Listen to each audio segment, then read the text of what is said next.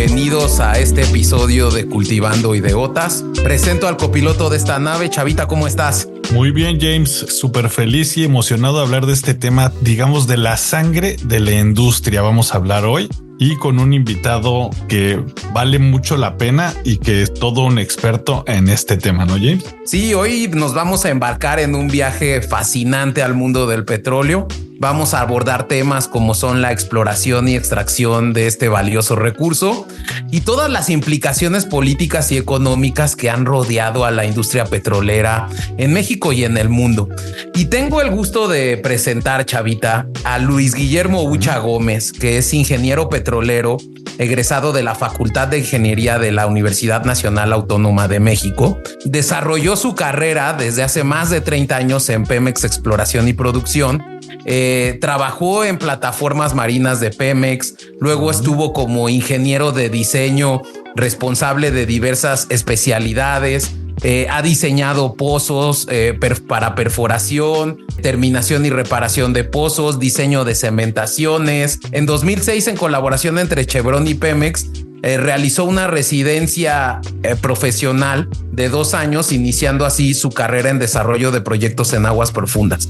En Houston, en Brasil, en Alemania, en los Emiratos Árabes Unidos, en Gran Bretaña, en Holanda y Singapur. Fue compañero mío del Diplomado de Derecho Energético de la UNAM. Tuve el gusto de conocerlo. Actualmente es profesor de la Facultad de Ingeniería en la UNAM. Y con su carrera de ingeniero petrolero, pues es un gusto tenerte aquí, Luis Guillermo. Bienvenido. Bienvenido, Guillermo. Gracias. Pues les agradezco esta oportunidad de poder transmitir algunas opiniones técnicas, algunos comentarios políticos que normalmente pues no podemos hacerlo. Hoy que se abre la comunicación a miles de canales como este, en donde sí es posible hablar sin censura, hablar de ciertos temas que hasta en algún momento fueron temas secretos. En este momento, bueno, este tipo de canales permite a mí y a muchas otras personas que les gusta hablar, que les gusta platicar, les permite dar información que con el transcurso de este podcast vamos a escuchar datos un poco diferentes de los que normalmente hemos escuchado en las noticias. Si ustedes recuerdan, de hecho, pues yo tengo que aprovechar que soy de esa generación que le ha tocado pasar por diferentes tecnologías. Yo, por ejemplo, a los 7 años, mi papá compró la primera televisión en blanco y negro de bulbos. Antes no teníamos televisión, no nos hacía falta la televisión. En cuanto él compra la televisión, se enciende la tele en blanco y negro y aparece el Club del Hogar con Madaleno y Luis Alcaraz. ¿Y quiénes son esas personas, no? Y dejamos de ser los niños libres que andábamos jugando en la calle para convertirnos en mensajeros de la cajita idiota, como se le llamó en ese tiempo, ¿no? ¿Qué pasó después? Bueno, pues hoy en mis manos tengo un supuesto equipo que se llama teléfono inteligente, que nos ha ido alejando a nosotros de la inteligencia y nos ha metido en esa pequeña pantallita. Y bueno, pues aprovechar que tenemos esas pantallitas y este tipo de medios de comunicación como son los podcasts para poder empezar a expresar lo que hemos tenido guardados durante mucho tiempo. Pues invitadísimo a este Cultivando. Y queremos iniciar y aprovechar tu experiencia primero para preguntarte este tema de política energética y más en el tema petrolero que está tan mitificado, ¿no? Se ha hablado de este tema de la autosuficiencia energética, el hecho de que un país pueda por sí mismo extraer hidrocarburo, generar una industria de hidrocarburo, explorarlo, extraerlo, refinarlo y comercializarlo. Es decir, puede un país, y es un tema que lo hemos visto en México y va relacionado con tener una industria nacional o tener una cierta participación en determinadas áreas del sector privado. ¿Puede un país ser autosuficiente, Luis Guillermo? Muy bien, pues es un tema que tiene muchas aristas, muchas vertientes, ¿no? Déjame platicarles un poquito a nuestros amigos que nos están haciendo el favor de escucharnos. Yo, aunque soy ingeniero petrolero y ya ven que nosotros los ingenieros pues somos de mente bastante cuadrada. Tuve la oportunidad de estudiar una maestría de administración de negocios en la Universidad del Carmen. Ellos subcontrataron al TEC de Monterrey y también subcontrataron a la Universidad de Tulane. Entonces, ¿por qué quiero hacer énfasis en esto? Porque nosotros como ingenieros petroleros, o vamos a dar un segundo término, como ingenieros nos cerramos mucho en los procesos matemáticos y eso nos hace que nuestra tendencia siempre es una tendencia matemática. Cuando empiezo a ir a clases en la maestría de administración, me doy cuenta que hay otro mundo, que es el mundo de los negocios, el mundo de la parte legal, el mundo del marketing, el mundo del recurso humano, las finanzas. Y eso me permite abrirme un poquito más a mi conocimiento, dejar un poquito mi especialidad y empezar a entender un poco más el mundo desde otro punto de vista. El año pasado, Jaime y yo estuvimos en el diplomado de Derecho Energético en el Instituto de Investigaciones Jurídicas de la UNAM, donde nuevamente vuelvo a tomar otra bandera, es la bandera de la parte legal enfocada a la parte de Derecho Energético, con objeto de poder ampliar un poquito más mi visión y poder tener un poco más de conocimiento, un poquito más alejado de la parte técnica. Y bueno, en esta pregunta que me estás haciendo, que es más enfocado a la parte política, pues ¿qué tenemos que hacer o qué tengo que hacer yo? Pues precisamente abrirnos a esa parte política. El negocio del desarrollo de proyectos para poder hacer producir yacimientos de hidrocarburos, fíjense cómo lo estoy enfocando en una parte de la cadena de valor del segmento oil and gas. La parte del negocio en donde las compañías, ya sea compañías particulares o compañías nacionales, invierten para el desarrollo de yacimientos de hidrocarburos. ¿Qué significa eso? Invierten para poder extraer el aceite a superficie. Se requiere tener inversión que en México había sido inversión del presupuesto de egresos de la Federación, o sea, dinero del famoso SAT, dinero de Hacienda, dinero de nosotros mismos que pagamos impuestos.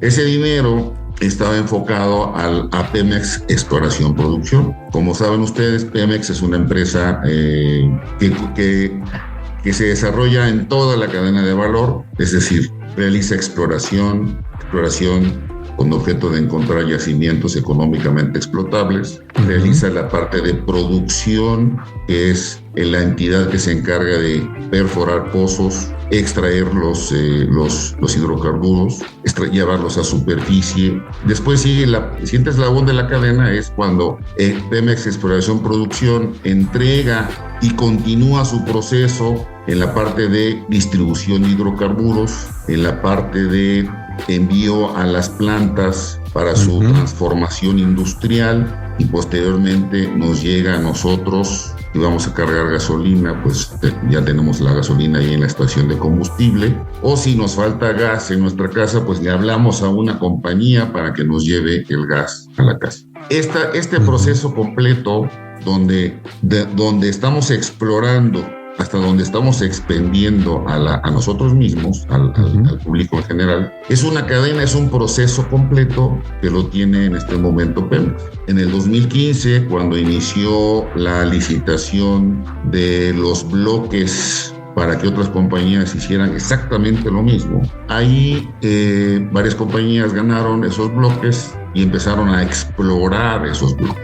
Hubieron bloques que ya tenían desarrollos, ya tenían yacimientos produciendo. Ellos lo que hicieron fue comprar ese proyecto para seguir produciendo con el dinero de la compañía que lo ganó. Anteriormente era con dinero de Pemex o de presupuesto de egresos de la Federación. Perdóname, Luis Guillermo.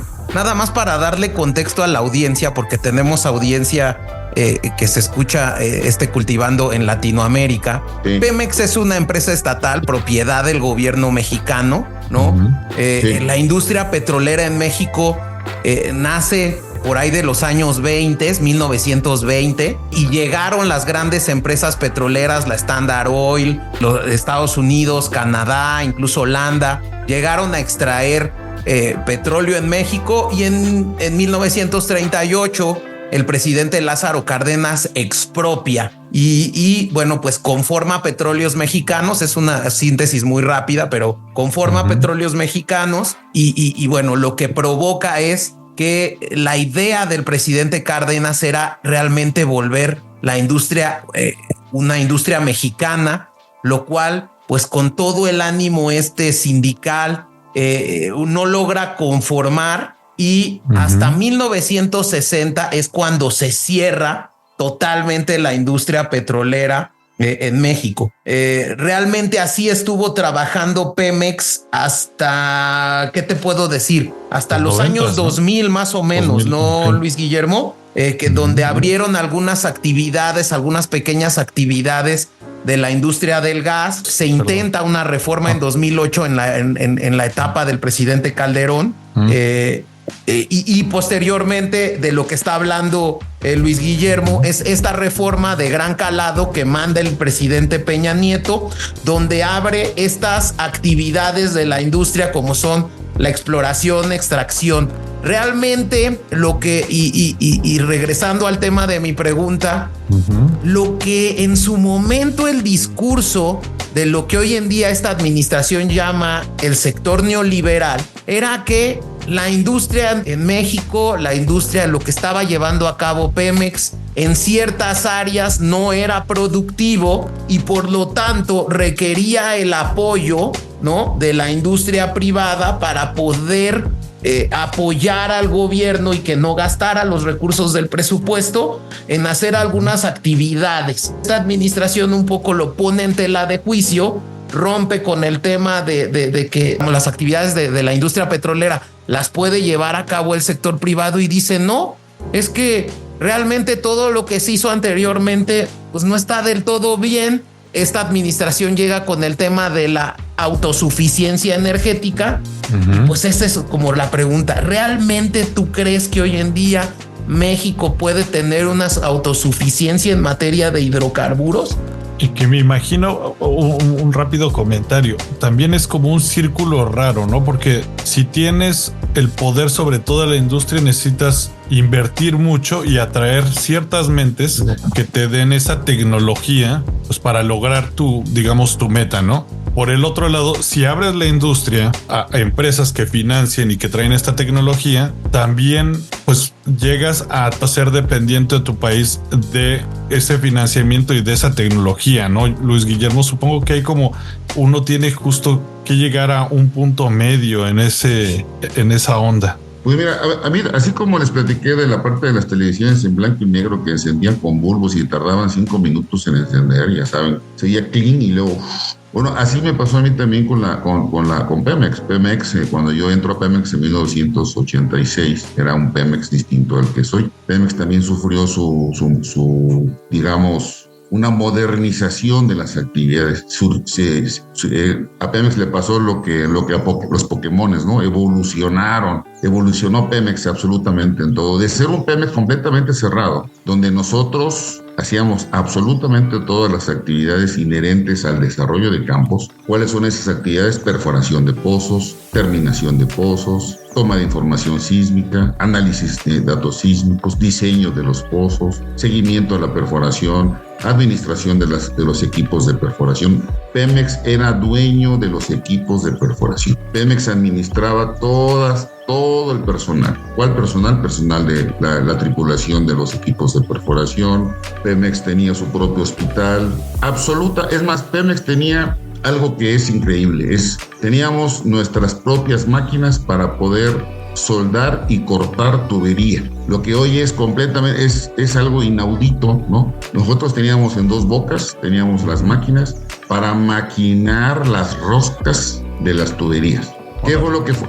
¿Cómo fue evolucionando Pemex? ¿Cómo nos ordenaron a nosotros que estábamos adentro que trabajáramos? A ver, ahora vamos a hacer contratos para reparar tubería. Entonces subcontratábamos, por ejemplo, a compañías que se dedicaban, que eran expertas en la fabricación de tubería. Por ejemplo, TAMSA en Veracruz, que antes era mexicana, ahora ya no. TAMSA fabricaba tubos y también reparaba tubos. O le mandábamos el tubo y ellos nos entregaban un tubo nuevo. Después, alrededor de TAMSA se colocaron compañías para hacer las roscas. Eran compañías extranjeras, como por ejemplo, Hydril, vino a Veracruz, puso su planta y entonces Pemex compraba la tubería con la rosca de Jaidril, entonces de Tamsa se la mandaban a Jaidril y Jaidril nos la mandaba a nosotros a nuestro patio de tuberías. Pemex teníamos nuestros propios helicópteros, nuestros propios hoteles para pilotos, nuestra propia planta de tratamiento de aguas negras, nuestros propios edificios habitacionales, nuestras propias casas,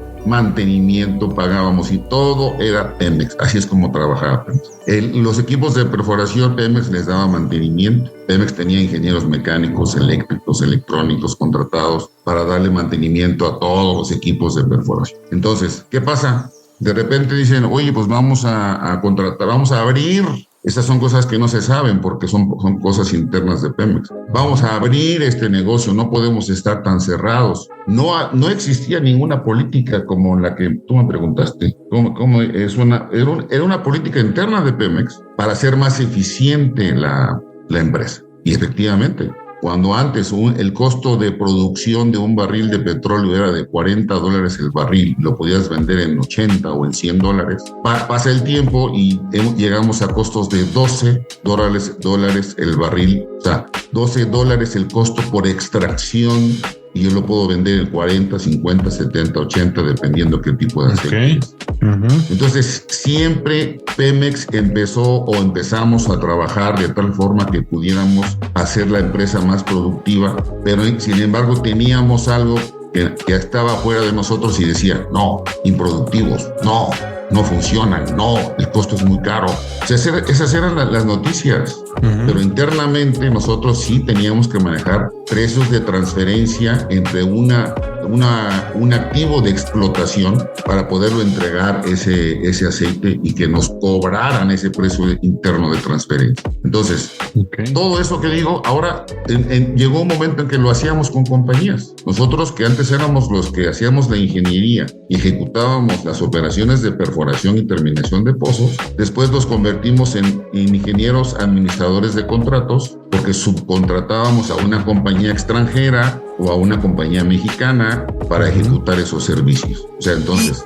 Y justo para dar un poquito de contexto, en México se firma en los 90s el Tratado de Libre Comercio que le da la oportunidad a las empresas extranjeras para venir a generar estos contratos llamados de maquila, ¿no?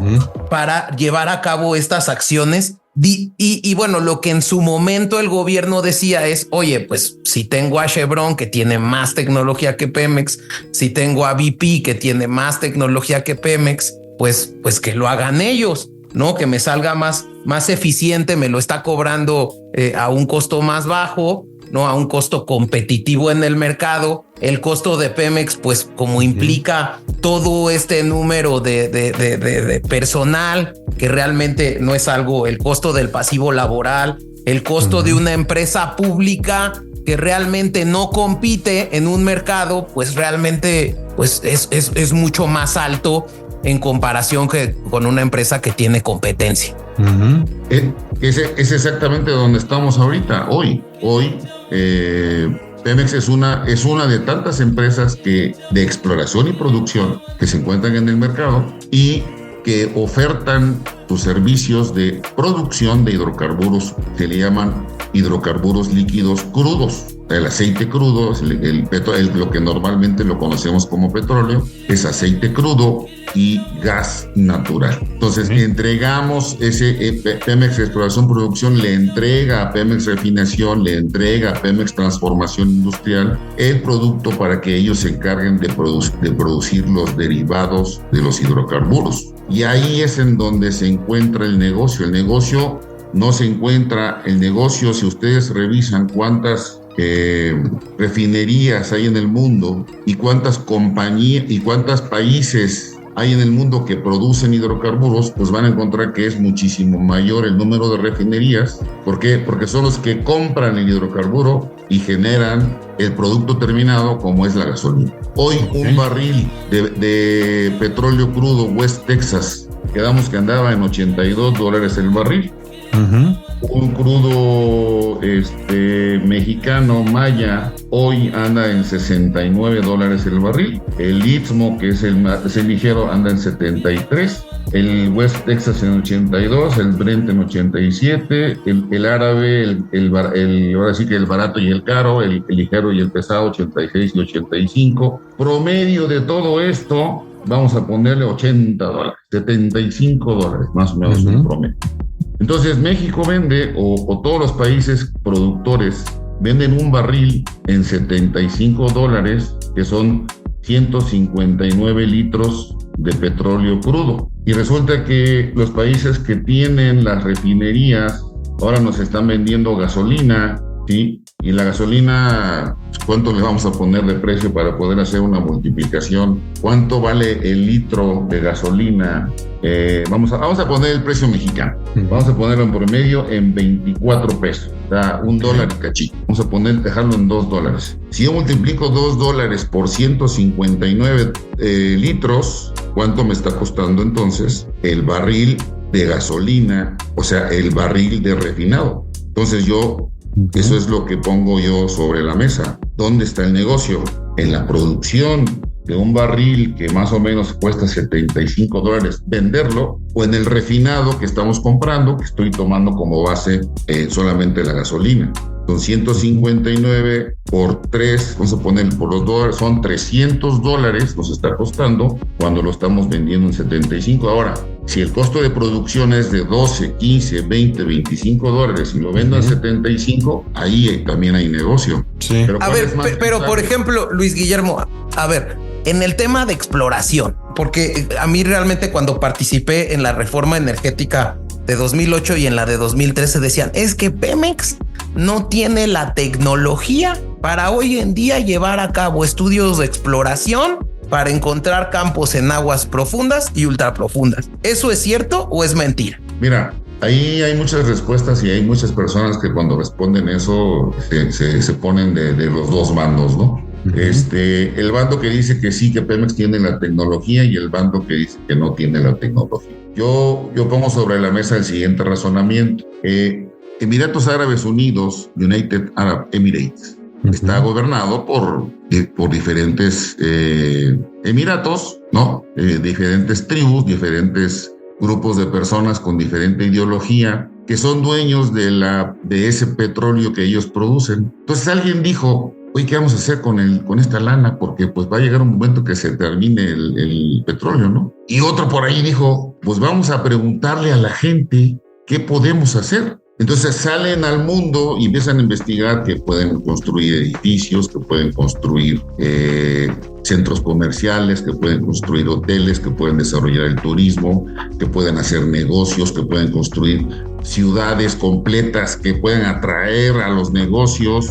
Por ejemplo, hay un tren bala que va de Abu Dhabi a Dubái, y a mí me tocó cuando estuve yo por allá, lo estaban construyendo, y era tecnología japonesa con ingeniería alemana. Entonces yo digo, pues a lo mejor no tengo el conocimiento, pero pues tengo la lana y me voy a aventar y voy a traer gente aquí a mi mesa a que me ayude, a que yo pueda desarrollar proyectos y que me dé idea, y sobre todo voy a mandar a mi gente a que se capacite, para que después, cuando ya tenga yo gente capacitada, yo haga adentro de mi país lo que yo considere conveniente. Esa es una visión de alguien que sí tiene dinero, pero no tiene el conocimiento. ¿Qué pasa? Vas y lo compras, punto. No hay más. El brasileño hoy es uno de los líderes en el desarrollo de la industria petrolera en aguas profundas. Tiene más de 30 barcos flotando ahí que están produciendo hidrocarburos. Produce más de 3 millones de barriles por día. Es el único país que por las condiciones climatológicas puede colocar un montón de barcos flotando que están produciendo en aguas profundas. Entonces, ¿cómo aprendió Brasil? Pues capacitando a su gente. A través de alianzas. Jalando talento, ¿no? Jalando talento, claro. También. Claro que sí. O sea, yo pregunto, y lo pongo sobre la mesa, ¿quién nace sabiendo? Entonces, si a mí me dice un político, es que Pemex no nace, Pemex no sabe, entonces yo le pregunto al político, oye, entonces todo lo que estudié, lo que aprendí, a dónde fui, lo que pregunté, eso no cuenta para nada, no sirve.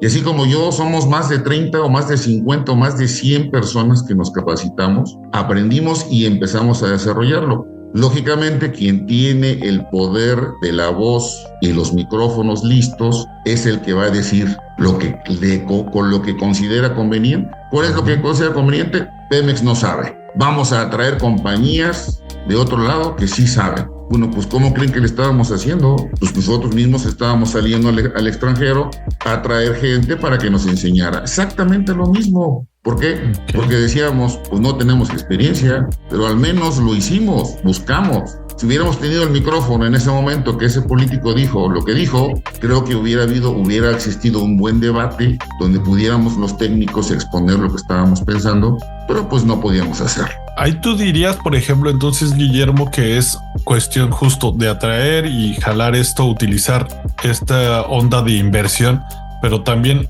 lo que llega a pasar en este tipo de aparatos monopólicos es que se vuelven pesados en cuanto a una nómina, ¿no?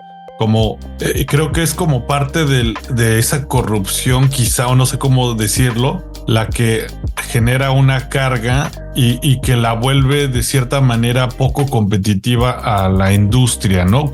Yo más bien creo que es el sentido social que tiene como empresa. Realmente una empresa pública, una empresa de Estado, pues realmente rompe un poco con el tema de pues tener justo la cantidad de trabajadores necesarios para hacer cierta actividad, ¿no? Empieza a haber un tema de fortaleza sindical, porque es una realidad. Y justo en ese sentido va mi pregunta relacionada con el tema de la extracción, porque creo que en el mercado energético mundial, el costo de extraer un barril, pues es el que mueve, digamos, en un entorno capitalista, pues es el que vale la pena, ¿no? O sea, a ver, hoy en día está clarísimo que el entorno del barril de petróleo, los árabes que tienen un costo de producción bajísimo, ¿no? Hoy en día lideran este tema de la extracción, ¿no? Y que México, pues realmente todas las cargas estas que comenta Chavita, pues se las sumas al costo de un barril y realmente pues no es rentable con relación a otros tipos de economías o de industrias. En materia de extracción, bueno, primero, pues ¿tú cómo ven si es rentable desde la exploración? ¿Cómo lo ven? Si es rentable un barril. ¿Con cuánto un barril? ¿Cuál es el mínimo, el costo mínimo de rentabilidad, por así llamarlo, que debe de tener un barril? ¿Cómo estamos con respecto al mundo en cuanto al costo? ¿No? Que veo que muchos, ese es una de los grandes mitos de las administraciones, es que México no es rentable extrayendo porque pues sus costos son muy altos, ¿no? Y bueno, entramos al siguiente punto de la cadena, que es la refinación, ¿no? Oye, pues es que a mí me sale más barato extraer el barril de petróleo mexicano, mandarlo a Estados Unidos, que allá lo refinen y que me lo regresen y me lo vendan en gasolina. Entonces, no sé, en el tema de extracción, primero saber qué valor tiene el petróleo mexicano real, Luis Guillermo, porque pues yo veo que hay algunos petróleos que son los mejorcillos, que son el West Texas, el Brent, y sobre esos petróleos luego vienen el petróleo mexicano que realmente el costo. ¿Y por qué vale menos, no? Ajá. Pues mira, la forma de medir en forma internacional si un negocio es rentable o no, en el caso, en la parte de desarrollo, extracción y producción de hidrocarburos o exploración y producción de hidrocarburos, se mide con el costo de extracción. El costo de extracción incluye todas las inversiones y todos los gastos que se tienen que hacer para poder producir un barril de petróleo. El costo de extracción incluye la parte de inversiones en capital, que se llama Capital Expenditures, incluye también la parte de gastos de operación, que son todos los gastos que se utilizan para poder mantener la producción funcionando, y incluye, esos son los rubros más importantes. Hay rubros de mantenimiento de instalaciones que también entra en los costos de extracción, entra todos los salarios, entra habría que revisar los estados contables de Pemex Exploración Producción para que pudiéramos saber qué es lo que se mete ahí.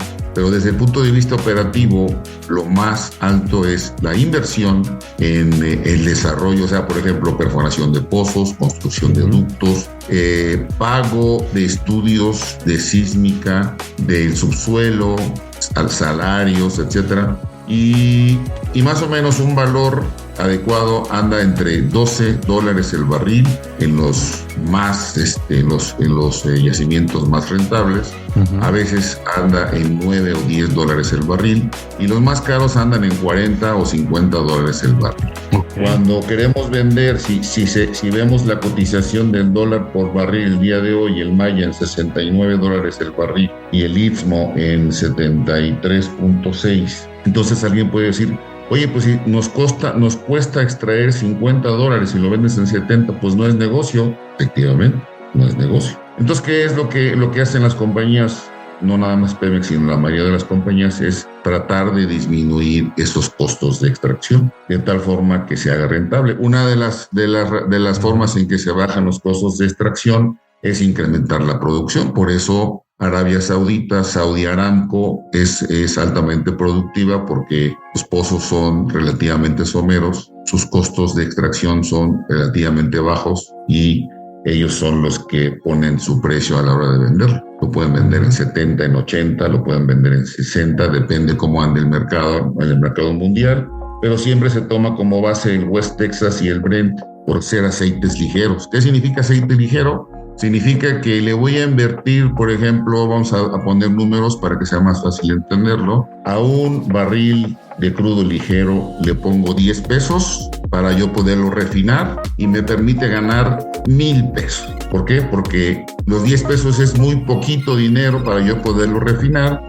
y me da derivados extremadamente que son cotizados muy altos. En cambio, un aceite pesado le tengo que invertir 100 pesos y me va a dar poquito de gasolina, por ejemplo. Entonces, ¿por qué vamos a refinar pesados teniendo ligeros? Mejor refino ligeros, compro ligeros, refino ligeros, vendo mucho más producto a mucho mayor valor y gano mucho más. Y aquí me paso a otra parte, que es las inversiones. El negocio de extracción de exploración y extracción de hidrocarburos es un negocio de mucha inversión y de alto riesgo. Entonces, los inversionistas, que son los dueños del dinero, siempre andan buscando dónde meter su dinero, donde ellos no sea tan riesgoso. Y bueno, hay gente que se dedica a vender los proyectos para desarrollo de yacimientos, y siempre hay formas de que alguien se interese en ese riesgo. ¿Por qué? Porque por $1 que se invierte en la extracción de hidrocarburos, es posible que yo pueda ganar 1,000, 10,000, 100,000, 200,000, hasta $1,000,000 de pesos por $1. Mientras más riesgoso es el proyecto, más se gana. No lo veamos desde el punto de vista negativo, ¿no? Mientras más riesgoso, más se gana. Entonces hay gente que tiene cierta repulsión al riesgo y se mantiene en otro nivel. El negocio del hidrocarburo en el mundo más o menos se explica de esta forma. Yo soy el administrador de un proyecto que produce hidrocarburos y lo administro mal, gano dinero. Si yo soy el administrador de un yacimiento que produce hidrocarburos y lo administro bien, también gano dinero. Entonces, los negocios en el mundo que producen hidrocarburos son negocio. ¿Cómo lo administras? ¿Ganas más o ganas menos? Si eres muy mal administrador, de todas maneras vas a ganar. Guillermo, algo que me gustaría aterrizar también. Nosotros, ya lo mencionabas, ¿no? Nuestro aceite o nuestro petróleo no es el de mejor calidad. ¿Qué posición tiene México? Por ejemplo, ¿cuáles son el tipo de posibilidades que tiene México en este tipo de competencia? Por ejemplo, la refinería de Dos Bocas, independientemente de las críticas o no, ¿qué tipo de petróleo va a procesar? Porque investigué un poco, es que cada refinería está hecha para refinar un cierto tipo de petróleo, ¿no? Entonces, ese tipo de petróleo que nosotros buscamos refinar, ¿realmente produce, digamos, turbocina, gasolina, o realmente es un petróleo que va a producir asfalto, que va a producir menos gasolina, como lo comentabas. ¿A qué le tira México? ¿Cuál es nuestra realidad para que la gente que nos escucha sepa qué es? La tecnología México ha ido avanzando y nosotros esperamos que la refinería de Dos Bocas pueda refinar aceite pesado, aceite intermedio, que es el que México produce. México produce el aceite Maya, que en este momento está cotizado en $69, no tan bajo si lo comparamos contra el West Texas en 82, y el aceite ligero anda en 73, o sea, $5 más arriba, ¿no? O sea, nuestro petróleo, digamos, no es tan malo. Hay petróleos pesados que parecen una pasta de dientes, y esos son muy complicados de refinar, muy caros. El venezolano, por ejemplo, ¿no, Luis Guillermo? Por ejemplo, ese es uno de los problemas del aceite venezolano, ¿no? Que necesita mucho dinero para invertir, necesitas invertir mucho dinero para poderlo extraer y luego mucho dinero para poderlo refinar, y después no nada más dinero para refinarlo, sino lo que te da es poquito. Por ejemplo, te da poquita gasolina si lo comparas contra un aceite ligero, ¿no? Entonces inviertes mucho y ganas poco, y todavía lo que ganas pues es más poco, ¿no? En el caso de México, la refinería de Dos Bocas debió haber sido diseñada para manejar aceite Maya de forma eficiente, para poder obtener más productos de muchísimo mayor valor. Eso es lo que nosotros esperamos, ¿no? Eso es lo que creemos algunos técnicos, algunas personas como yo, que somos un poco, ¿cómo le podemos llamar? Pues no tengo una palabra, pero yo no creo que hoy tengamos que hoy o el día que sea, no sé, mañana, en 5 años o en 7 años que se termine la refinería, podamos empezar a obtener un producto de muy buena calidad, y eso nos evite importar gasolina. Ojalá y así sea. A mí, digamos, justo en este tema, y para un poco ahondar en la pregunta de Chavita, yo había leído un poco en el que en los años 70 que se descubre Cantarell, que es el gran campo, el gran yacimiento petrolero de México, que realmente es lo que en algún momento tú me platicabas, Luis Guillermo, que era un campo privilegiado, era un campo que México al día de hoy está en declive. Y entonces justo el punto era que este yacimiento Cantarell en aguas someras, realmente era muy fácil su extracción. En su momento, digamos, Petróleos Mexicanos, me platicaba en algún momento que estuve en la Secretaría de Energía un ingeniero, que Petróleos Mexicanos, como que pues, las decisiones de política gubernamental fue pues extrae de Cantarell, vende al exterior, y no se fue desarrollando la industria petrolera de Petróleos Mexicanos conforme a las nuevas exigencias que requería su tipo de petróleo. Es decir, como México estaba sacando, digamos, el petróleo más sencillo de sacar, el que tenía menos azufre, conforme fue avanzando la vida del yacimiento, pues se extraía petróleo más denso, más complicado, más lleno de azufre, y las refinerías no se modernizaron de igual manera. Entonces, realmente ahí entró un poco en crisis la industria petrolera manejada por Pemex, porque ya el petróleo que extraían en los años 80 y 90 era un petróleo que no estaba adecuado al Sistema Nacional de Refinación y sus refinerías. Y entonces, pues fue mucho más fácil para México decir, pues lo vendo a Estados Unidos, que allá lo refinen, y ya nada más yo compro la gasolina.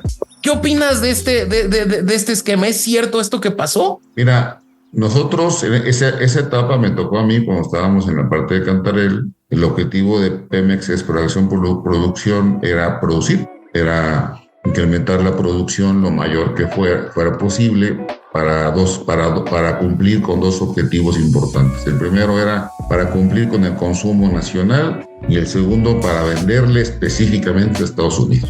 No había que venderle a Cuba, o no había que mandarle, no había que regalarle a Cuba, no había que regalarle a otros países, como está pasando ahora. En ese tiempo era para venderle a Estados Unidos. En ese tiempo nosotros, Pemex pudo producir diario hasta 3 billones de barriles. De esos 3 millones, el consumo de gasolinas del país, estamos hablando de 1995, el consumo de gasolinas en el país era de cerca de 1.200.000 barriles y producíamos 3 millones. O sea, en ese tiempo lo que se producía y se refinaba daba perfectamente bien para el consumo nacional. En ese tiempo no se importaba gasolina porque producíamos y porque refinábamos el crudo para nuestro propio consumo, y aparte estaba prohibido importar gasolina.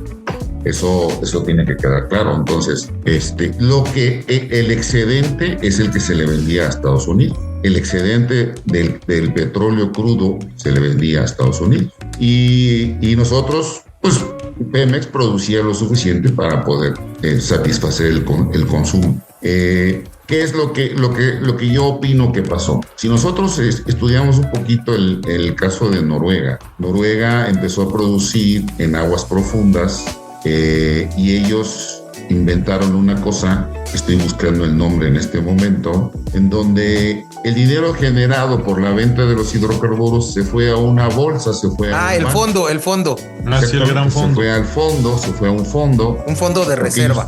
Fondo de reserva, porque ellos vieron a futuro, oye, ¿qué va a pasar cuando se acabe el hidrocarburo? ¿Qué va a pasar con nosotros cuando ya no estemos produciendo tanto? Entonces, ¿qué hicieron los noruegos?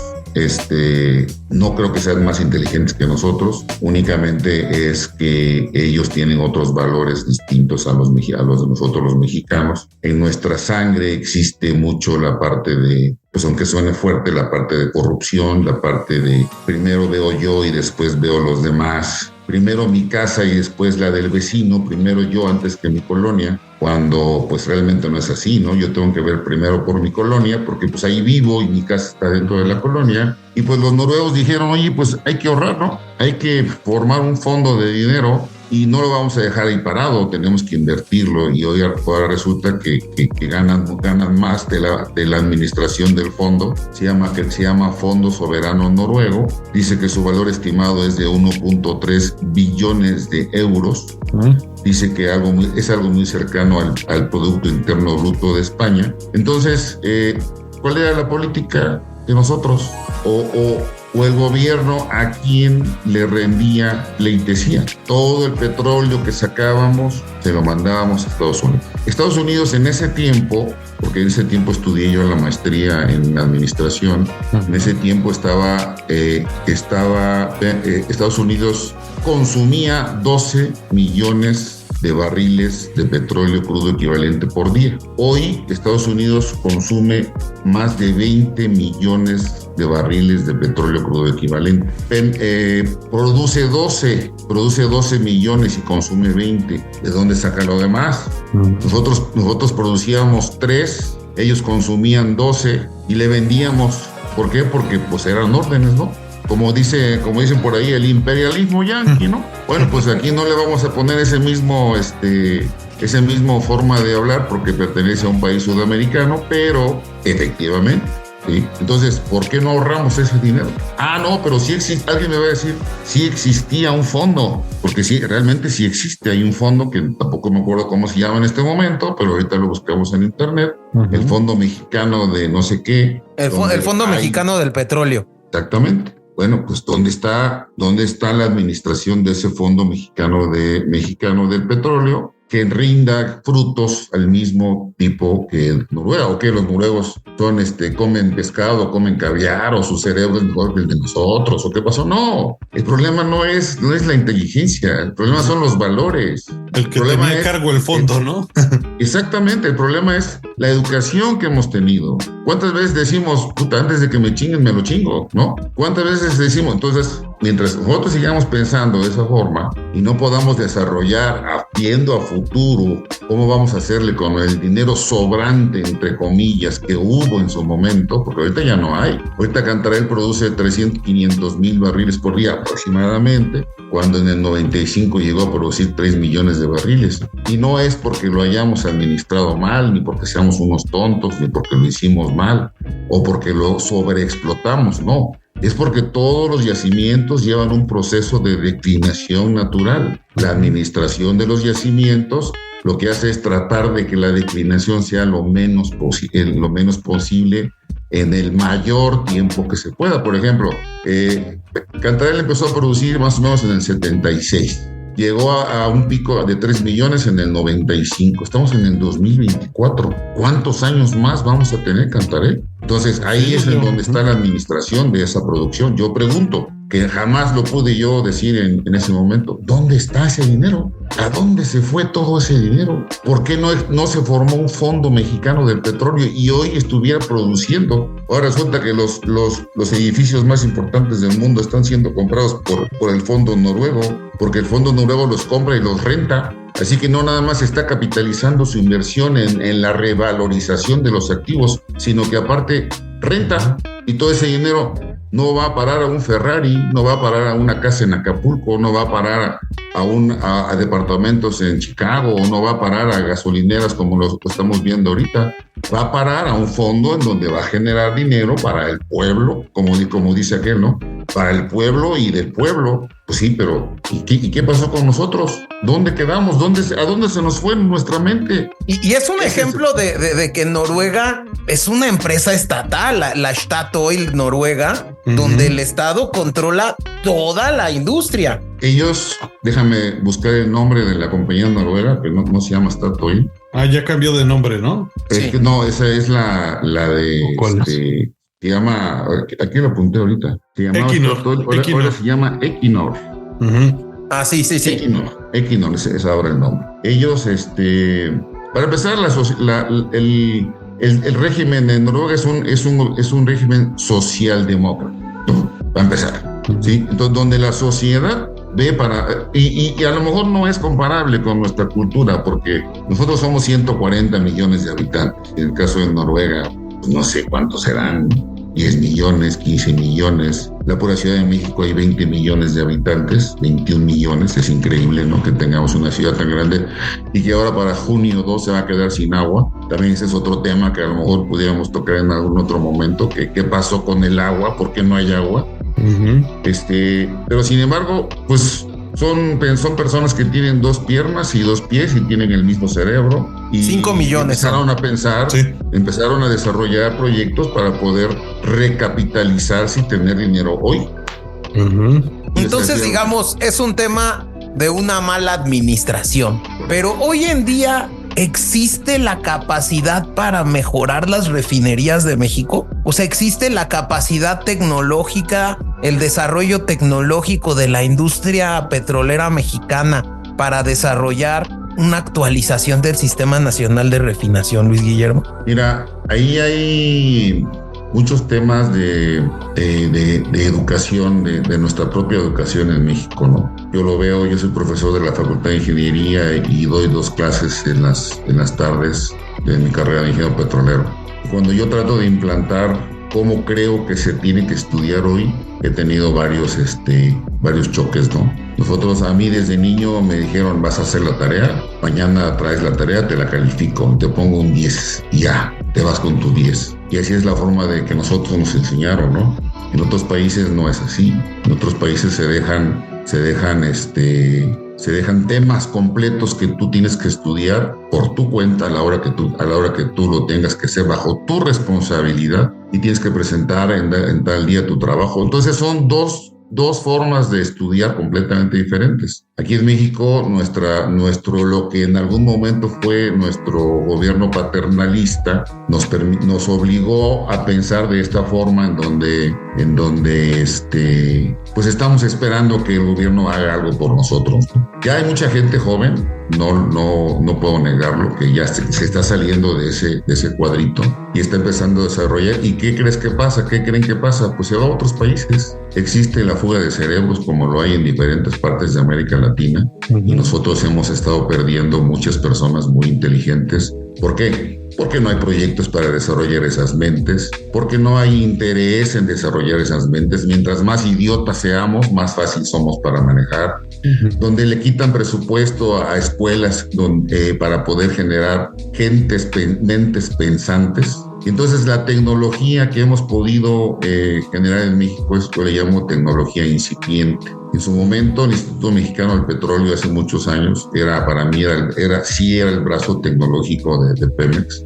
Ellos, a través de otros ingenieros petroleros también del Politécnico y de la universidad, desarrollaron algo tan sencillo como lo siguiente, ¿no? Desarrollaron productos químicos mexicanos, por supuesto, para poder realizar ciertas operaciones en los pozos, y sus costos eran muy bajos. Productos químicos hechos con las empresas mexicanas a través de procesos mexicanos con tecnología mexicana, donde los costos eran realmente muy bajos. Yo te puedo decir que si en ese tiempo un litro de gasolina valía 10 pesos, el aditivo que nosotros utilizábamos para nuestros procesos de perforación de pozos costaba 1 peso, costaba 2 pesos. ¿Qué fue lo que pasó? Bueno, pues nos vimos en la necesidad de comprar otro tipo de aditivos de otras compañías extranjeras que costaban 20 pesos cuando el mexicano costaba 1 litro. Entonces, ¿cómo le hacemos para luchar contra ese tipo de corrupción? Las personas que se dedicaron en el Instituto Mexicano a desarrollar esos proyectos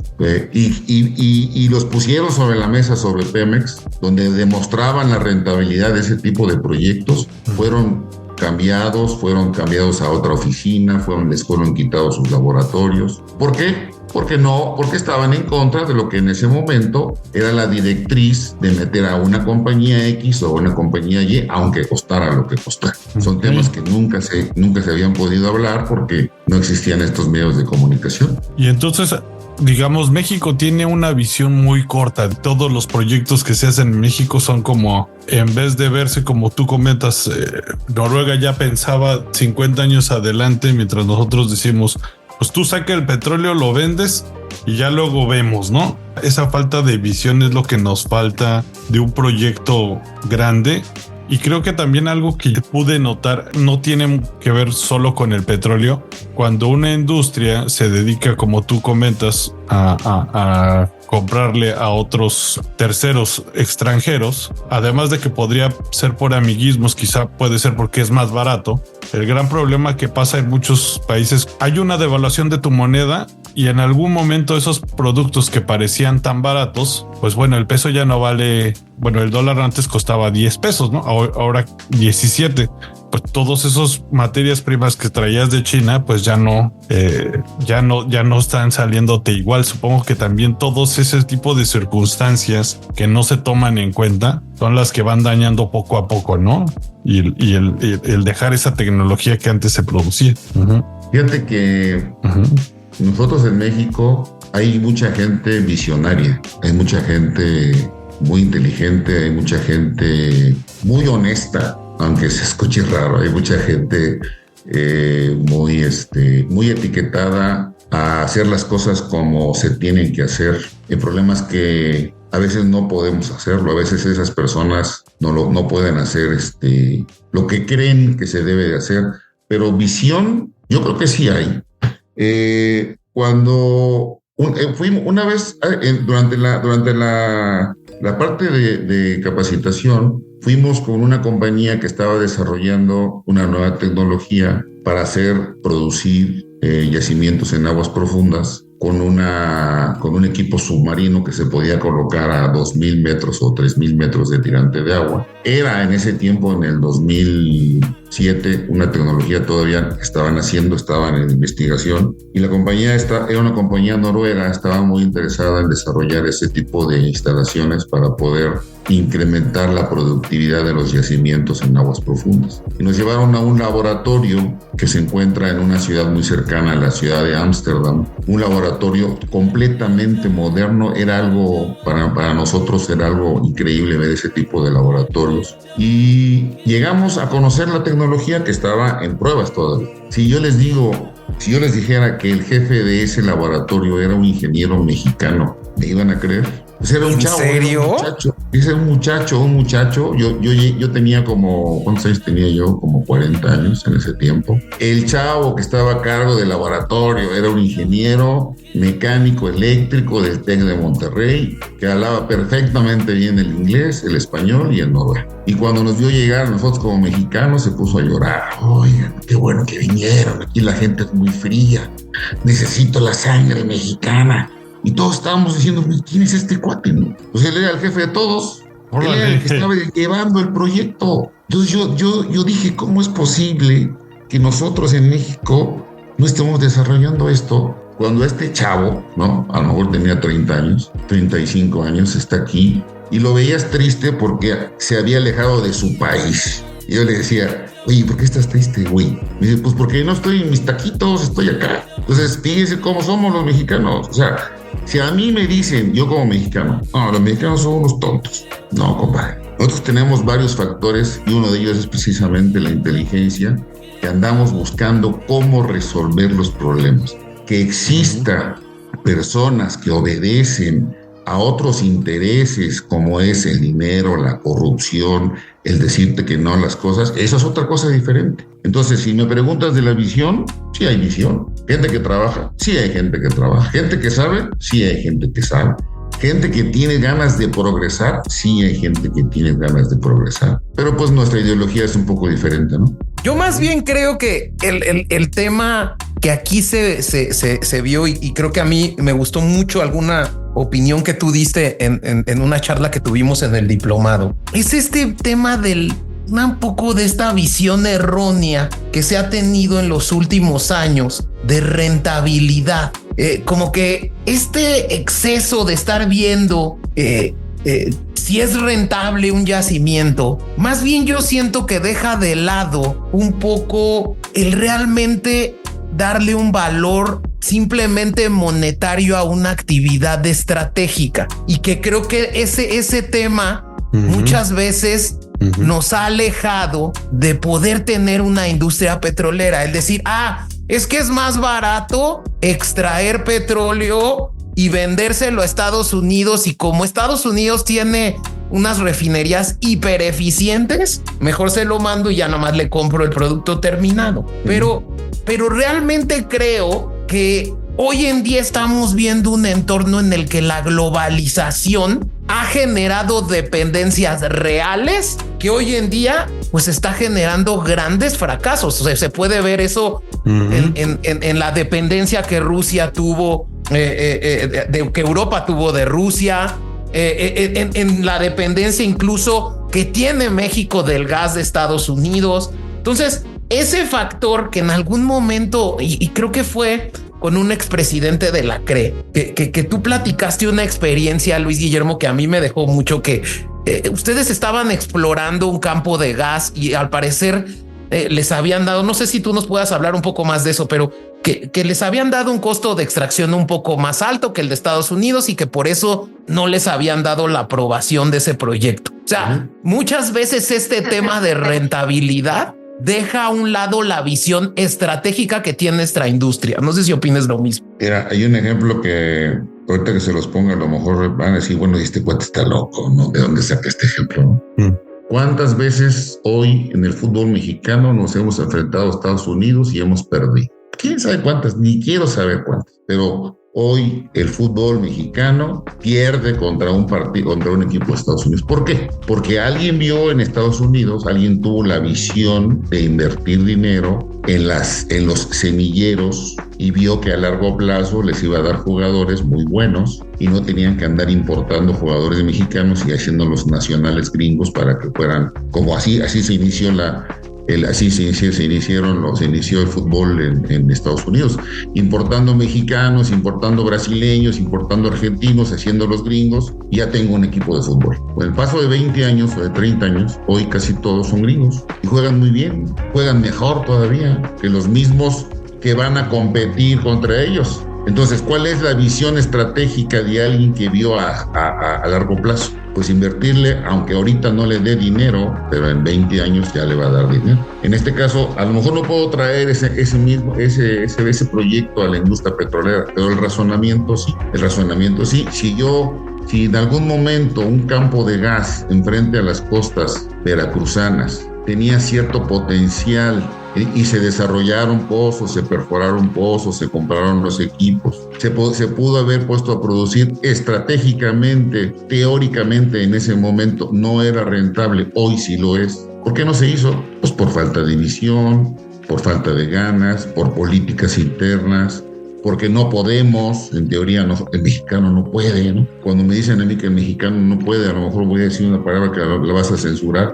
Es como si yo fuera un pendejo. Así me siento. Cuando llega alguien y me dice, no puedes, puta madre, cómo me encabrona que me digan que soy un pendejo. Cuando toda mi vida he estado luchando por aprender, por estudiar. Y no nada más lo digo yo, todas las personas que pensamos igual, que trabajamos, que estudiamos, que se nos cayó el pelo estudiando de día y de noche presionados, que dejamos de ver a la familia, que nos hicimos viejos en el campo capacitándonos, estudiando, leyendo libros, aprendiendo idiomas, etcétera, etcétera, etcétera. Ahora resulta que llega un cuate y me dice que no puede. Se me hace que no.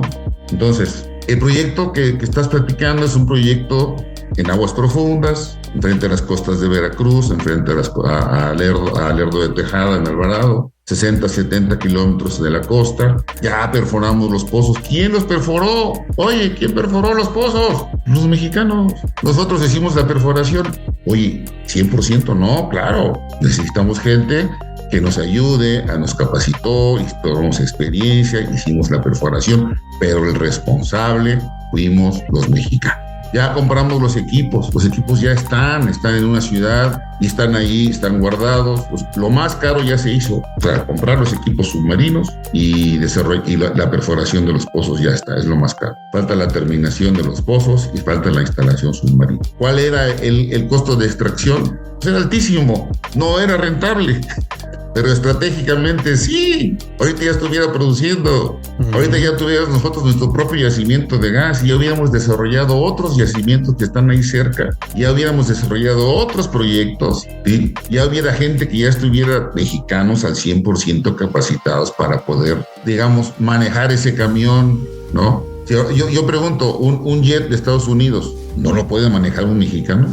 Claro que sí, porque Checo Pérez puede manejar un coche de Fórmula 1, que piensa como los noruegos o piensa como los gringos, o tiene un cuerpo como los británicos. No, es un mexicano como nosotros, común y corriente. Lo único que está haciendo es que se capacitó y tiene el don de manejar rápido, carros rapidísimos que se necesita unas ciertas destrezas muy importantes. Por eso Checo Pérez está donde está. ¿Por qué? Pues porque pudo, porque lo dejaron, porque hubo dinero. ¿Quién hubiera invertido en Checo Pérez hace 40 años? Pues nadie. ¿Cómo saben que va a llegar a futuro a lo que es hoy? Pues nadie. Pero le dieron la oportunidad y ahí está. Y esto me lleva a otro mito que creo que también, y yo lo viví estando en una Secretaría de Estado, ¿no? Este mito que se tenía en algunas administraciones de que el petróleo se va a acabar y entonces necesitamos trabajar la transición hacia unas nuevas tecnologías para dejar a un lado el petróleo. ¿Qué tan cierto es eso, Luis Guillermo? Pues sí, finalmente el petróleo se va a acabar, ¿no? Si hoy me preguntas, oye, ¿cuánto tiempo más? Bueno, según los cálculos de compañías que se dedican a explorar y que se dedican a desarrollar ese tipo de mantos o yacimientos de hidrocarburos, tenemos para 50 años más. 40, 50 años más, al ritmo de extracción actual y al consumo actual. Entonces hay 50 años más. O sea que si vamos a extraer más y vamos a consumir más, bueno, pues bajarán esos 40 años. Si vamos a extraer menos y vamos a gastar menos, pues tendremos a lo mejor 60 años más. En esos 40 o 50 años va a haber de aquí a esos 40 va a haber una transición de energías renovables para poder contaminar menos y poderlos ir alejando de los hidrocarburos líquidos y hidrocarburos gaseosos. Hoy las baterías de litio no son las adecuadas. Hoy las baterías, su proceso de manufactura para lo que tanto nos llama la atención, que son los autos eléctricos, no es el adecuado porque contamina más la fabricación de una batería de litio y luego contamina más el deshacerse de la batería de litio, porque resulta que no es renovable, como lo dicen, no es reciclable, no es 100% reciclable esas baterías de litio, creo que nada más un 40% es reciclable. Eso lo vimos ahí en la maestría, Jaime. Sí. Una parte no es reciclable y la otra parte sí es reciclable. Entonces, la huella de carbono que se está generando a partir de la manufactura de las baterías de litio es más alta que la huella de carbono que estamos generando por tener un vehículo de combustión interna. Entonces, no es por ahí que sí necesitamos cambiar a autos eléctricos, a la industria eléctrica y a mover todo con corriente eléctrica a partir de energías de otro tipo. Sí, eso sí es verdad. La tecnología que para mí hoy es la mejor es la tecnología de hidrógeno, generación de baterías a partir de hidrógeno, genera corriente eléctrica y ahí ya vamos caminando, ¿no? Pero no de litio. Entonces, ¿en dónde estamos parados en este momento? Más del 40% del gas que se produce en México sirve para generar corriente eléctrica. ¿Cómo es posible que digamos que somos un país petrolizado? Pues la respuesta es sí. Y como dice aquel, ¿y qué? ¿Qué otra opción tenemos? ¿Qué otra opción? Es que tenemos un manto gigantesco ahí en Chiapas de litio, y ya el presidente ya lo hizo el litio mexicano, no sé qué. Bueno, está bien, pues qué bueno que ya lo hicieron mexicano. Ahora vamos a cobrar por sacarlo, ¿no? Hay que mover toneladas gigantes, enormes toneladas de roca para sacar un poquito de litio. ¿Cuánto cuesta eso? ¿Cuánto cuesta? El oro, por ejemplo, antes se removían 2-3 toneladas y podíamos obtener 1 kilo de oro. Ahora hay que remover 30 toneladas para obtener 100 gramos de oro. Yo pregunto, ¿y cómo removemos esas 30 toneladas? Con máquinas, con grúas que tienen motores diésel. ¿Cómo lo hacemos con el litio? Pues es lo mismo. Hay que mover toneladas de roca con unos grúas, motores diésel o motores de gas, porque ya también hay motores diésel que se pueden convertir a gas, pero sigue siendo hidrocarburo. Todo lo mueve el petróleo, ¿no? ¿Sí es? Es algo interesantísimo, pero prácticamente el petróleo está en tu vida cotidiana en un 95%, 99%. En la ropa, en el plástico, en el acero, en todos lados está inmerso el petróleo, y creo que es un tema importantísimo lo que tocas. Ya para ir concluyendo este episodio del Cultivando, ¿hacia dónde tenemos que ir en un tema de exploración y extracción de petróleo? ¿Hacia que Pemex lleve a cabo alianzas con otros países para poder extraer en aguas profundas y ultraprofundas, pero no en aguas someras? ¿Hacia dónde tendríamos que ir, en tu opinión, para mejorar? Porque hoy en día vemos que pues hay una refinería en Dos Bocas, ¿no? Que también me gustaría saber tu opinión. No vemos un esquema de actualización del Sistema Nacional de Refinación. Vemos que se le está invirtiendo mucho dinero a petróleos mexicanos sin un destino específico. ¿Hacia dónde tendríamos que ir? Tenemos que, como tú dices, pues los costos de extracción se están incrementando, y eso no lo puede llevar a cabo pues un presupuesto del Estado, pues que es finito, ¿no? Y que tiene que estar dedicado a, pues a lo mejor a programas sociales, a invertir en hospitales o en otros proyectos, pero ¿hacia dónde se tiene que ir? ¿O tú qué opinas? Pemex, ¿cómo puede superar este bache? ¿Es un bache? Mira, es un bache, yo creo que sí. Mira, el presupuesto de egresos de la Federación, según nos enseñaron en algunas materias de economía, de microeconomía y de macroeconomía, de microeconomía en este caso de México, el presupuesto de egresos de la Federación se etiqueta para generar teóricamente bienestar en el país, en este caso en México, ¿no? Yo si fuera administrador de ese dinero, pues tendría que primero juntarme con muchas personas que tuvieran mucho conocimiento en los diferentes sectores para que me dijeran qué pasa si no le invertimos dinero, por ejemplo, al sector agrícola, que de hecho el sector agrícola está muy mal aquí en México, ¿no? En el caso de Noruega sí le metió mucho al sector agrícola. Nosotros los mexicanos no sé por qué no le queremos meter dinero al sector agrícola, pero bueno, el sector agrícola es uno, el sector de educación es otro. ¿Cuánto le tengo que meter a ese sector para que el bienestar llegue a las personas? Pero ese bienestar no nada más en este momento es un bienestar a largo plazo.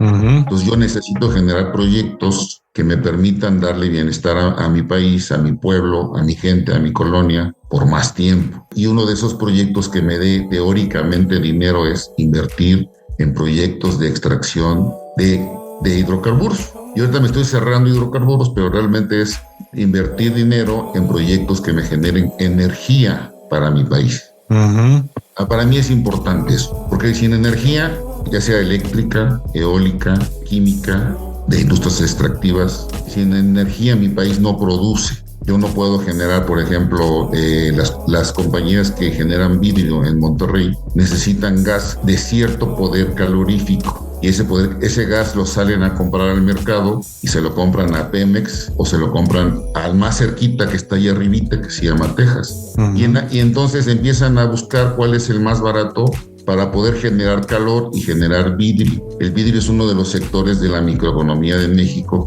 que genera empleos, genera bienestar, genera rentabilidad, permite generar impuestos con los que yo en teoría voy a construir casas, calles, parques, hospitales, en fin, generar bienestar en mi país, en mi gente, en mis personas, en mi familia. Ese sería para mí el objetivo más importante. Entonces yo me traigo a alguien de Pemex y le pregunto, a ver, ¿qué vamos a hacer para que tu empresa sea rentable? ¿Sí? ¿Qué vamos a hacer? ¿Qué me ofreces tú, fulano de tal, ingeniero petrolero, que has trabajado 30 años en Pemex? Bueno, pues yo te puedo ofrecer alianzas con los mejores en el mundo para que podamos generar aquí en México el valor y que no se vaya a otro país. ¿Qué significa generar el valor? Generar tecnología mexicana para poder usar la tecnología mexicana, que es más barata. El Instituto Mexicano del Petróleo en su momento era el brazo tecnológico. Ellos desarrollaron muchísima productos para mejorar la rentabilidad de los proyectos. Pues traerlo y darle dinero al Instituto Mexicano del Petróleo. La Universidad Nacional Autónoma de México, a través de su Instituto de Ingeniería, también necesitan dinero para desarrollar proyectos. ¿Qué proyectos? Pues proyectos que nos den bienestar a los mexicanos. Proyectos que disminuyan, por ejemplo, el gasto de consumo de corriente eléctrica, pero que teniendo la misma capacidad de utilizar los mismos equipos todavía más eficientes, pero con menos consumo de corriente eléctrica. Yo pregunto, esa visión es muy difícil. No la podemos tener, no la pueden tener nuestros políticos. Y si no la tienen, no pueden contratar gente que sí la tiene. O sea, yo no soy experto en hacer tortillas, pero voy a comprar 50 tortillerías. Pues me voy a traer a una persona que sepa administrar una tortillería. Si yo quiero invertir dinero en una tortillería, porque es rentable, pero no lo sé hacer yo, pues me traigo gente que sepa administrar. Y le pago bien, porque de ahí mi empresa es próspera. Yo gano dinero, genero empleos, genero impuestos, y me siento bien conmigo mismo porque no estoy siendo millonario. Estoy ganando el dinero suficiente para vivir bien, feliz y contento. Y aparte le estoy dando a otras personas que ganen para que vivan feliz y contento. Pero cuando existe la voracidad, por ejemplo, acabo de ir ahorita al súper. Compré un queso que me costó 110 pesos, medio kilo. La semana pasada estaba en 100 pesos. Y la pasada estaba en 95. ¿Por qué sube tanto? Por la voracidad de la ganancia y la necesidad de las personas que tenemos de comprar y aquel que tiene la voracidad de vender.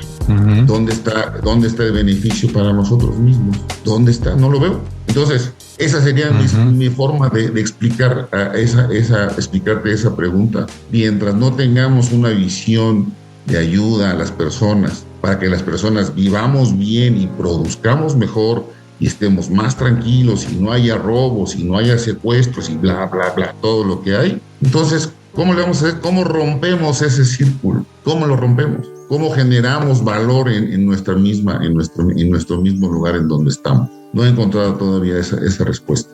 Muy interesante esto que comentas porque realmente no es un tema de si es una empresa pública o es una empresa privada, que era como el primer, la primera idea que yo me quedaría.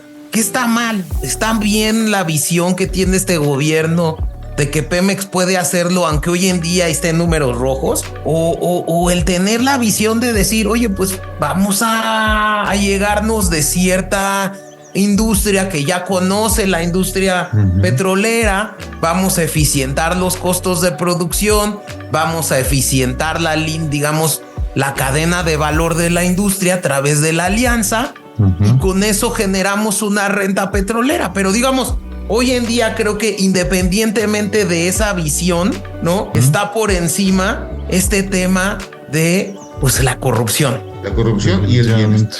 Ahora sí que son dos entidades completamente opuestas. La corrupción, por un lado, se está comiendo a la sociedad, y el bienestar que no tenemos en la sociedad. Y resulta que somos nosotros mismos los que generamos la corrupción y el bienestar. Sí, nos damos la vuelta, el círculo vicioso. Exactamente. Pues bueno, pues ya entrando en esta conclusión, primero que nada, agradecerte, Luis Guillermo. Y por favor, que no sea la última vez que vienes a Cultivando. Deberíamos de desarrollar algunos temas en común sobre el tema de refinación, de producción de petrolíferos. Creo que son temas que realmente tienen un nivel de complejidad interesante que muchas veces dejamos de lado y bueno, pues a veces como no entendemos, pues permitimos que pasen reformas legales, incluso constitucionales, sin tener realmente idea de las implicaciones que tienen, porque creo que sí, como bien lo señalas, el sector energético de un país es el motor del mismo. Y entonces creo que no lo tenemos suficientemente concientizado. No sé si opines lo mismo. Sí, el sector energético de nosotros, los mexicanos, es diverso, eso sí tenemos que decirlo. Tenemos todos los sistemas geográficos y los climas posibles en el mundo que son capaces de generar energías limpias. ¿Y qué tenemos que hacer? Desarrollar la tecnología mexicana para poder aprovechar esas facilidades que nos dio la naturaleza. Tenemos vientos, ya ves que ya tenemos los aerogeneradores en diferentes partes de la República Mexicana. Se están desarrollando energía solar, también tenemos en el desierto de Sonora, hay bastantes parques solares, como le dicen. Que hay que mejorar esas celdas solares, sí, precisamente ahí es en donde entra el ingenio mexicano, como en una pequeña área o centímetros cuadrados generar mayor captación de luz para generar más corriente eléctrica. Eso es importante, ahí es en donde entra precisamente la tecnología, del desarrollo de la tecnología interna. El mismo aerogenerador, no se colocan más aerogeneradores porque pues alguien dijo por ahí, porque mata pajaritos, ¿no? O porque hace mucho ruido. No sé si saben eso que uno... Sí, definitivo. Acá también se escucha. Bueno, y finalmente tiene razón, ¿no? Porque sí mata pajaritos. Pero yo digo, ¿no podemos inventar algo que no mate pajaritos? ¿Por qué no? Como dijo aquel futbolista, pensemos en cosas chingonas, ¿no? Porque tuvo que venir este señor Chicharito, tuvo que venir de otro país cuando ya estuvo fuera para decirnos lo que debimos haber hecho desde hace 30 años. Pero bueno, ya lo dijo. Entonces yo ahora pregunto, ¿no podemos pensar en cosas chingonas? Pues yo digo que sí podemos, ¿no? Estas preguntas yo se las hago a mis alumnos cuando estoy en la facultad. Le digo, oigan, ¿no pueden leer 40 páginas en inglés? ¿Por qué no? ¿No pueden? ¿Por qué no? No, pues que no sabemos, no pueden aprender. ¿Qué pretexto hay para no estudiar? No me pueden responder, porque no hay pretexto. El límite está aquí en la cabeza, en nuestro cerebro. Nosotros, como mexicanos y cualquier, porque nos están oyendo en otra parte del mundo, ¿no? Cualquier persona que quiera hacer las cosas lo puede hacer. El límite está en nosotros mismos. Definitivamente. Y ahí me haces notar, Guillermo, que justo esta onda del sector energético, no solo el del petróleo, creo que de cierta manera es el que nos da de comer. La industria, nuestros negocios, todo es de lo que vivimos, le da el poder. Entonces, yo creo que debería de empezarse a pensar o el enfoque de este tipo de sector debería de ser primero asegurar y pensar como un ahorro todo en la generación y fuentes de esta energía antes de un negocio. No creo que el negocio viene después, pero si no estás asegurando la energía a tu país a un futuro, pues te puede dejar parado. Y creo que Estados Unidos lo está mostrando, ¿no? Ellos ya estaban con el shale gas, que dicen que es muy caro de extraer, pero pues ahora se inventó una guerra y pues ya al parecer pues ya no es tan caro contra los demás porque pues no. Entonces creo que ellos ven, pues yo primero aseguro mis cosas, le invierto ahí para tener mi guardadito, como dices, este campo de gas que pudo haberse quedado ahí parado, ahí lo dejamos. Pero sí creo que el enfoque debe ser primero de seguridad energética, ¿no? Ahí en las Chuapas, ahí cerca de Coatzacoalcos, a 40 kilómetros de Coatzacoalcos, las Chuapas, hay unas, se llaman cavernas de Tuzandépetl. Ahí hay unos domos salinos que Pemex generó unas cavernas en el domo salino y ahí se almacena hidrocarburo. Son varias cavernas, fue un proyecto que se hizo en 1980, yo creo, 75, 80, 85, no sé, pero ahí está. Son cavernas naturales cuyo costo fue muy bajo. Perforaron pozos, se hizo la caverna se llama el método de lixiviación. ¿Qué es lixiviación? Es la disolución de la sal para generar una caverna. Ahí se baja el petróleo, ahí se almacena. Entonces, bueno, ok, no voy a almacenar petróleo, bueno, pues voy a almacenar dinero. Entonces vendo el petróleo y me guardo el dinero, no lo voy a poner abajo del colchón, lo tengo que invertir. ¿En qué busco invertir? Pues hay que buscar en negocios rentables. Hay que hacer producir ese dinero. ¿Dónde está ese dinero? Esa es mi pregunta. Yo quiero saber dónde están los parques y los hospitales. Ahora resulta que voy a Veracruz de viaje y me gasto 700, 800 pesos en peaje y me gasto 800 pesos en gasolina. Y pues ¿dónde está ese petróleo? Pues no era para construir carreteras. Ahora tengo que pagar más de peaje que de gasolina para darle mantenimiento a la carretera que yo pagué con mis impuestos. Cuando voy a Estados Unidos y manejo kilómetros enteros y pago $2, no entiendo, son cosas que yo no he podido entender con todo y lo que he estudiado. Bueno, la verdad es que sí lo entiendo, ¿no? Sí sé dónde está todo ese dinero, pero cuando estuvimos en Houston, andábamos en todas las carreteras y pagábamos $1.75, $2 de 50 centavos por andar en unos freeways de concreto. Cuando aquí voy a Veracruz y me caigo en agujeros y se me rompe la llanta de una carretera que me vale $20, y cuando voy a reclamarlo me dicen que no opera el seguro. Entonces, ¿dónde está el problema? El problema no está en la administración, en nosotros mismos está el problema, en la corrupción que nos está comiendo. Ese es el problema que tenemos. Buenísimo. Pues muchísimas gracias por haber venido y espero que no sea el último, Luis Guillermo. Pues que quieras. Para finalizar, y bueno, pues a todos nuestros ideólogos les pedimos que nos recomienden alguna canción de su gusto musical en general, para saber cuáles son tus gustos musicales para todo el auditorio. No sin antes pues agradecerles a todos los oyentes que hemos crecido mucho en audiencia, ¿no, Chavita? Sí, ahí vamos. Creo que va creciendo la comunidad. Esperemos que siga así. Hay como luego lapsos de bajón, pero por ahorita vamos muy bien y pues les mandamos un abrazo a todos, ¿no? Y esperemos les mandamos un abrazo a todos y danos tu recomendación, mi querido Luis Guillermo. Vamos a aprender idiomas para hacer este podcast en portugués, en alemán, en inglés y en francés. Sí, cuando gustes. ¿Alguna recomendación musical? Entonces, ¿qué estás escuchando ahorita, Guillermo? ¿Cualquier tipo de canción? ¿Lo que escucho? Sí. Pues mira, a veces les digo a mis hijos, yo tengo 2 hijos, uno es Luis Guillermo y el otro Jorge Alberto. Les digo, hijos, yo no sé por qué la música que yo escuchaba la siento mucho más bonita que la música de ahora. Por ejemplo, yo veo que uno de mis hijos escucha a Bad Bunny, ¿no? Y veo que mucha gente le tira a Bad Bunny, incluyendo yo, ¿no? Pero cuando veo a mi hijo que está contento, que le gusta, que baila, que se la pasa bien, que va con sus amigos, que brinca, que está feliz, entonces me acuerdo de cuando yo escuchaba a la misma edad, me acuerdo que yo escuchaba mi música de los 80s, ¿no? Escuchaba yo a Electric Light Orchestra, por ejemplo, escuchaba yo a muchos grupos, ¿no? Earth, Wind and Fire, etcétera, etcétera. Yo me sentía como mi hijo se siente con Bad Bunny, ¿no? Entonces en ese momento dejé de criticar y me puse a escucharlo. Y sí, efectivamente son ritmos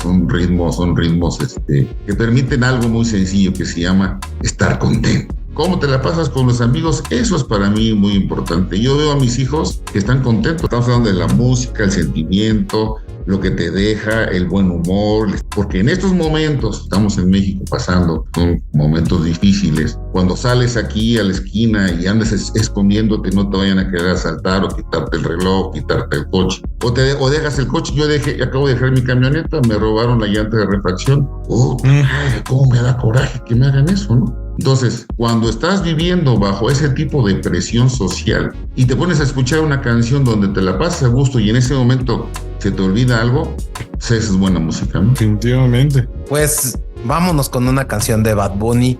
Síganos en las redes sociales en @cultivando_i, en Cultivando Ideotas en Instagram y Facebook, y en contacto @cultivandoideotas.com. Pues muchísimas gracias, Chavita. Muchísimas gracias, Guillermo. Un gustazo, James. Hasta luego. Hasta luego. Muchas gracias.